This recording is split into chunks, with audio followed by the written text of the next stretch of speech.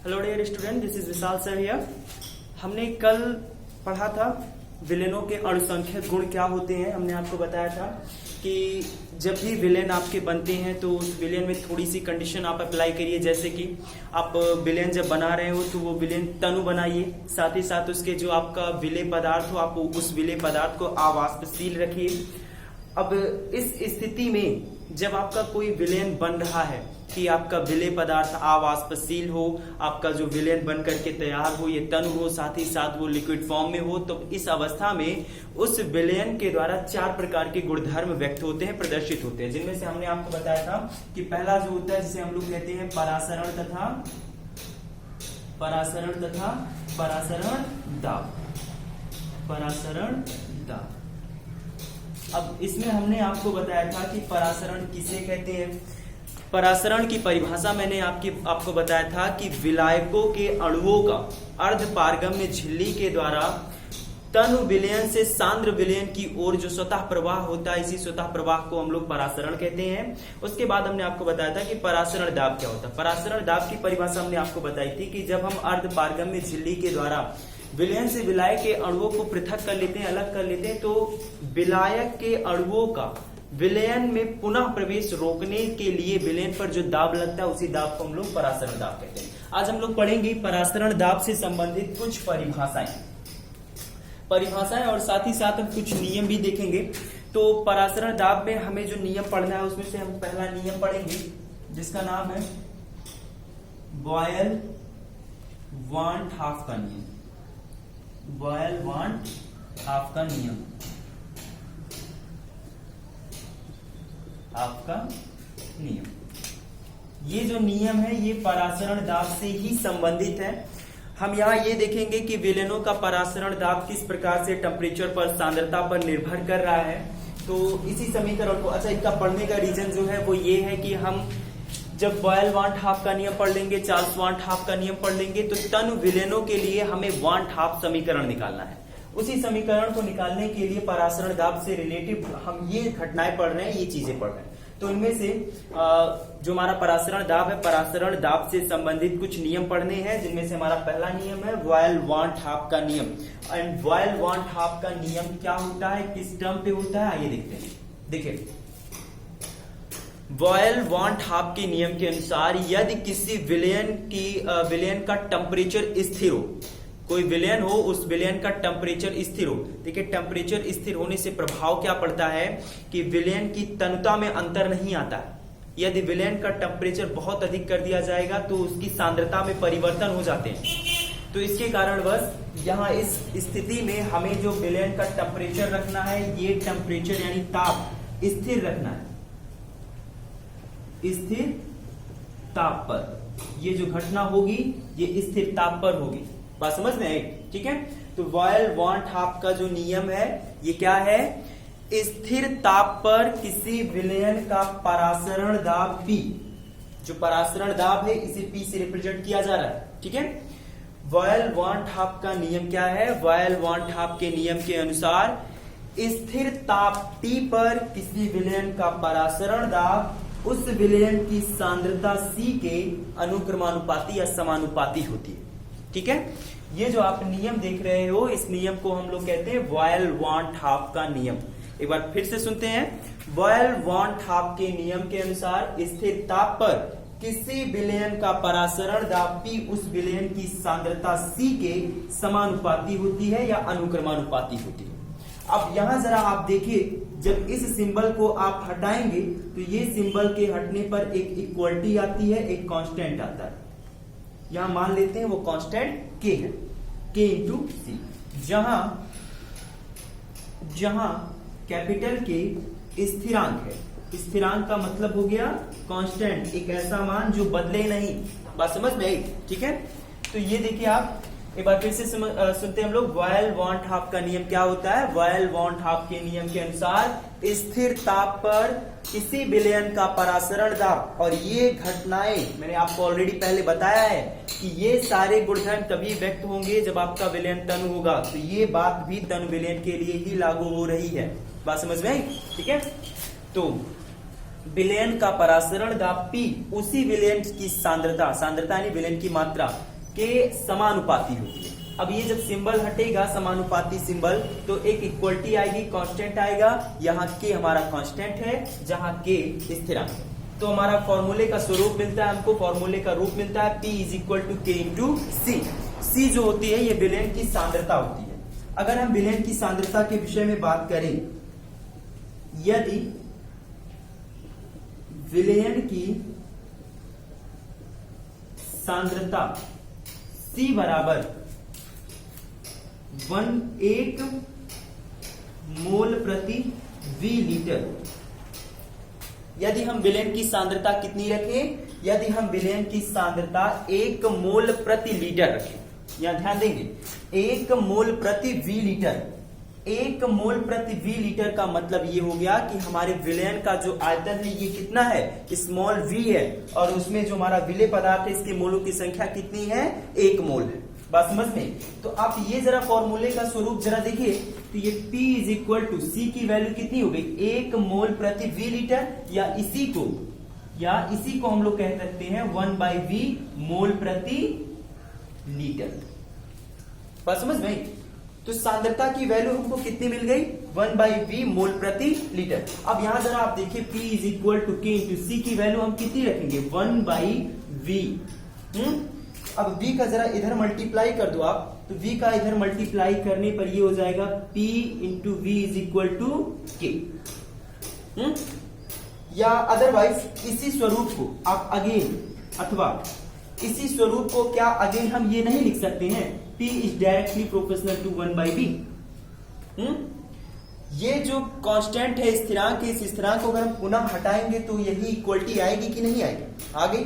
तो ये हो गया P is directly proportional to 1/V।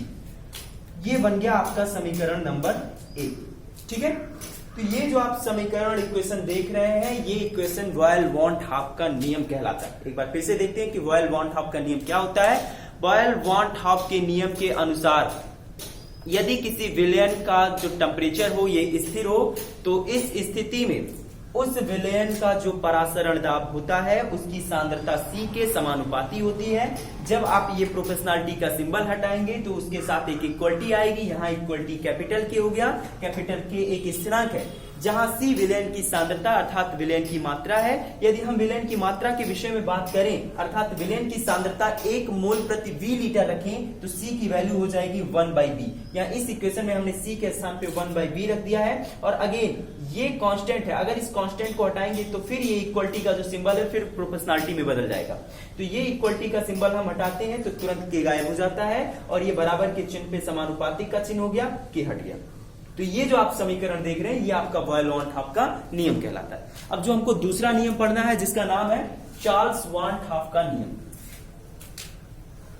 Charles-want-half का जो नियम है ये नियम भी परासरण दाब को ही के ही नियम है।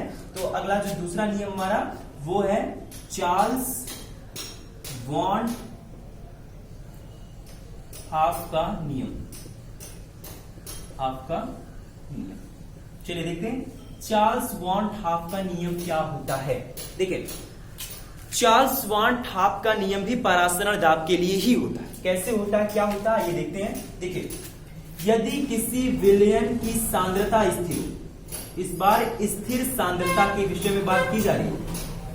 यदि किसी विलयन की सांद्रता क्या हो, स्थिर हो, तो इस कंडीशन में हमारा जो चार्ल्स-वांट-हाफ का नियम है वो ये कहता है कि स्थिर सांद्रता पर किसी विलयन का परासरण दाब P उस विलयन के टेम्परेचर के समानुपाती होता है। ये जो आप रिलेशन देख रहे हैं, इस रिलेशन को कहते हैं हम लोग चार्ल्स-वांट-हाफ का नियम। एक बार फिर से देखते हैं चार्ल्स-वांट-हाफ का नियम क्या होता है। चार्ल्स-वांट-हाफ के नियम के मुताबिक किसी भी विलयन का, जो कि तन होना चाहिए, तन विलयन का स्थिर सांद्रता पर परासरण दाब उसी विलयन की टेम्परेचर के समानुपाती होता है। अब अगेन वही बात, जब आप इस सिंबल को हटाएंगे तो इस सिंबल के हटाने पर ये बराबर का चिन्ह आएगा, और बराबर के चिन्ह के आते ही तुरंत एक कांस्टेंट आ जाता है। यहां कांस्टेंट मान लेते हैं K डैश है, K डैश इंटू P, जहां K डैश समानुपातिक नियतांक या स्थिरांक है, जहां k डैश स्थिरांक। बात समझ गई? तो ये जो आप रूल देख रहे हैं, ये रूल आपका कहलाता है चार्ल्स वॉन हाफ का नियम। एक बार हम फिर से बता रहे हैं आपको, चार्ल्स वॉन हाफ का नियम क्या होता है। चार्ल्स वॉन हाफ के नियम के अनुसार यदि किसी विलयन की सांद्रता C स्थिर हो तो इस कंडीशन में उस विलयन का परासरण दाब उसी विलयन के टेम्परेचर के समानुपाती होता है। और अब जरा आप यहां देखो, जब ये समानुपातिक सिंबल को हटाएंगे, बराबर का चिन्ह लाएंगे, तो उसी के साथ साथ एक कांस्टेंट भी आता है। ठीक है, ये सिंबल जैसे हटता है, क्योंकि आने का रीजन क्या है कि ये सिंबल हटने के बाद कांस्टेंट आ जाता है, क्योंकि ये जो सिंबल होता है ये कभी ये दावा नहीं करता है कि ये राशि इस राशि के बराबर होगा। ये केवल और केवल एक संबंध व्यक्त करता है। और जब हमें इन्हें इक्वलिटी फॉर्म में लानी होती है, तो जो ये दावा नहीं करता है कि बराबर है कि नहीं है, या ज्यादा हो सकता है या कम हो सकता है, वो स्थिरांक मैनेज करता है। बात समझ में? तो ये जो यहाँ कैपिटल K डैश देख रहे हैं, ये कैपिटल K डैश एक स्थिरांक है। तो परासरण तनु विलयनों के लिए परासरण दाब से संबंधित हमने दो नियम देखे। पहला जो नियम होता है, जिसे हम लोग कहते हैं बॉयल वांट हाफ का नियम। बॉयल वांट हाफ के नियम के अनुसार यदि किसी विलयन का टेम्परेचर स्थिर हो तो उस स्थिति में विलयन का जो परासरण दाब C होता है, ये परासरण दाब P उस विलयन की सांद्रता C के समानुपाती होती है। और यहाँ पे यदि हम विलयन की सांद्रता C is equal to 1/B mole प्रति लीटर रखें, तब इस कंडीशन में C के स्थान पे हम कितना रख सकते हैं? 1/B मोल प्रति लीटर। तो यही समीकरण जो आपका P is directly proportional to C है, ये रूप ले लेगा, P is directly proportional to 1/V। बात समझ में? ये P is directly proportional to 1/V जो है, इसी समीकरण को, इसी संबंध को हम लोग कहते हैं बॉयल वॉन हाफ का नियम। इसके बाद जो दूसरा नियम होता है वो ये होता है चार्ल्स वॉन हाफ का नियम। चार्ल्स वॉन हाफ के नियम के अनुसार यदि किसी विलयन का यदि किसी विलयन की सांद्रता स्थिर हो तो उस विलयन का जो परासरण दाब P होता है, विलयन की सांद्रता C के, विलयन के टेम्परेचर T के समानुपाती होती है। अगेन वही बात, जब ये सिंबल हटेगा तो इस सिंबल के हटते ही एक कांस्टेंट आ जाएगा, यहाँ K डैश एक स्थिरांक है। अब हमें तन विलयनों का वांट हाफ समीकरण पढ़ना है, जो इन्हीं दोनों समीकरणों को मिलाकर के बनता है। चलिए देखिए,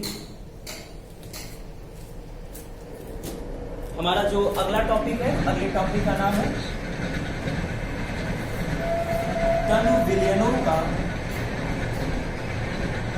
वांट हाफ का समीकरण। ये हमारा अगला टॉपिक, तन विलयनों का वांट हाफ समीकरण। इसमें अभी जो हमने आपको दोनों नियम बताए, उन्हीं दोनों नियमों से संबंधित ये हमारा अगला नियम है, अगला समीकरण है, वहीं से हम प्राप्त करेंगे। तो आइए देखते हैं। तो तन विलयनों के वांट हाफ समीकरण में सबसे पहले हम बॉयल वांट हाफ के नियम से चलते हैं। बॉयल वांट हाफ के नियम से, इस नियम में मैंने आपको क्या बताया अभी तुरंत, कि विलयन का जो परासरण दाब P होता है, ये उस विलयन के जो आयतन होता है उसके व्युत्क्रमानुपाती होता है। फाइनली जो निष्कर्ष निकला था यही निकला था, क्योंकि इस समीकरण में हमने आपको बताया था कि विलयन का परासरण दाब P उस विलयन की सांद्रता C के समानुपाती होती है, तब जब आपका विलयन का टेम्परेचर स्थिर हो। अब वही बात, जब हम विलयन की सांद्रता 1/V मोल प्रति लीटर रखते हैं, तो आपका यही समीकरण P is directly proportional to 1/V हो जाता है। बात समझ में? अब इसी समीकरण को के नियम से समीकरण 1 घोषित कीजिए। इसके बाद चार्ल्स वॉन्ट हाफ का नियम लगाइए। चार्ल्स वॉन्ट हाफ के नियम से, जो चार्ल्स वॉन्ट हाफ का नियम होता है वो ये होता है कि अगर विलयन की सांद्रता स्थिर है तो विलयन का परासरण दाब P उस विलयन की टेम्परेचर के समानुपाती होगा। इक्वेशन नंबर 2, दोनों ही समीकरण P के ही साथ अपने संबंध को व्यक्त कर रही हैं, तो समीकरण 1 और 2 को मिला दीजिए। समीकरण 1 तथा समीकरण 2 से जब समीकरण 1 और 2 को मिलाएंगे तो आप पाएंगे P is directly proportional to T/B। P is directly proportional to T/B। अब जरा B का इधर मल्टीप्लाई कर देंगे तो B is directly proportional to T। अब वही बात, जब आप इस सिंबल को यहां से हटाएंगे तो आपको एक कांस्टेंट लाना पड़ेगा, और वो कांस्टेंट एक्सपेरिमेंट से आते हैं। तो यहाँ पे जब आप इस सिंबल को हटाएंगे तो आपका कांस्टेंट आ जाता है P into B is equal to capital R into T, जहां कैपिटल R आपके गैस का सार्वत्रिक नियतांक होता है। ठीक है, अब यहां अगर हम बात करें तो ये जरा देखो, ये जो आप यहाँ पे बॉयल वांट हाफ का जो नियम था, जिस नियम में हमने कंसंट्रेशन को लेकर के आपको बताया कि यदि हम विलेन की सांद्रता C is equal to 1/B mole प्रति लीटर रखते हैं, तो यहाँ इस कंडीशन में जो हमारा विलेय पदार्थ होता है उसके मोलों की संख्या कितनी है? 1 मोल। यहाँ पे कंसंट्रेशन की अवस्था में मैंने आपको बताया था कि यदि विलेयन का कंसंट्रेशन, विलेयन की सांद्रता 1/B मोल प्रति लीटर हो, तो इस कंडीशन में हमारा जो विलेय पदार्थ होता है, जो आवासशील विलेय पदार्थ होता है, इसके मोलों की संख्या 1 होती है। इसका मतलब साफ साफ है कि यहाँ पर मोलों की संख्या 1 उपस्थित है। तो ये जो फॉर्मूला हमको मिलता है, ये किस कंडीशन में मिलता है? विलेय के मोलों की संख्या 1 होने पर, यानी जब विलेय के मोलों की संख्या कितनी हो? 1 हो, तब होता है समीकरण Pv is equal to RT। लेकिन यदि होने पर तथा यदि विलेय के मोलों की संख्या स्मॉल n हो, तब अगर आपके विलेय के मोलों की संख्या, देखिए भाई यहां पे मल्टीप्लाई बाई 1 है, ये 1 विलेय के मोलों की संख्या रिप्रेजेंट कर रहा है। अगर यही संख्या स्मॉल n हो जाए तो आप क्या करेंगे? पूरी वैल्यू निकालने के लिए आप इस समीकरण में स्मॉल n से मल्टीप्लाई करेंगे। अरे भाई, मोलों की संख्या 1 होने पर Pv is equal to RT, अगर मोलों की संख्या हो जाएगी P तो Pv is equal to 2RT, अगर मोलों की संख्या 3 हो जाएगी तो Pv is equal to 3RT। इसी प्रकार से अगर मोलों की संख्या स्मॉल n हो जाती है, तब आपका जो फॉर्मूले का स्वरूप बनेगा ये Pv is equal to nRT। क्या बनेगा? nRT। इसी समीकरण को हम लोग तन विलेनों का वांट हाफ का समीकरण कहते हैं। अब इसी में थोड़ा सा आप परिवर्तन और देख लीजिए। स्मॉल n क्या है? विलेय के मोलों की संख्या है, और हम जानते हैं कि विलेय की जो मोलों की संख्या होती है, या किसी भी पदार्थ के जो मोलों की संख्या होती है, उसको हम कैसे काउंट करते हैं, कैसे निकालते हैं? ये हो गया विलेय के मोलों की संख्या स्मॉल n बराबर अगर आपको निकालनी है तो विलेय पदार्थ की मात्रा ग्राम में, मान लेते हैं विलेय पदार्थ की मात्रा कितने ग्राम है? स्मॉल w ग्राम है, और जो हमारा विलेय पदार्थ है इसका जो अणु भार है ये कितना है? Small m। तो भाई ग्राम बटे अणु भार ही तो मोलों की संख्या कहलाती है। तो आप ये स्मॉल n के स्थान पे Pv is equal to n के स्थान पे small w by small m into RT, ये समीकरण प्रयोग कर सकते हैं। ठीक है, तो आज के लिए बस इतना ही, शेष कल पढ़ते हैं।